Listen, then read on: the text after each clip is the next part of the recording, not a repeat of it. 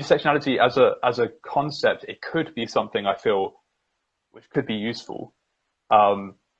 If you were to, look at the oppression of animals, as well as the kind of people that work in slaughterhouses from social and economic backgrounds, which are often at the bottom end of the ladder, more deprived, that they're kind of forced into doing a job that they don't like, that leads to them getting depressed and having mental illness and stuff like that. I feel there is a sense in which, and there could be an intersectionality which helps us to see issues where there's an overlap slightly in it. It doesn't have to have this political bent of being against all, wanting to tear down a system, because that's the idea of the oppression that they're talking about is the oppression from a liberal capitalist society.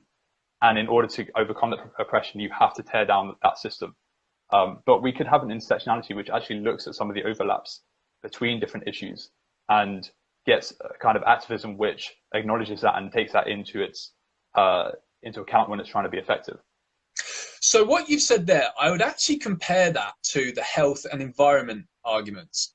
And I have a disclaimer. If you go on the health and environment sections on my website, I say, look, the site author, maintains that veganism is about the animals only. It's not about health or the environment.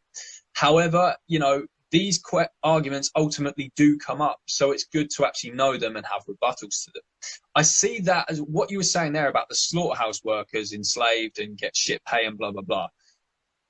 You can certainly, it's good to know that and incorporate that as an argument to point out their hypocrisy, if anything, to especially like leftist non-vegans hypocrisy when they say stuff like, what about the people? What about the humans and stuff like that?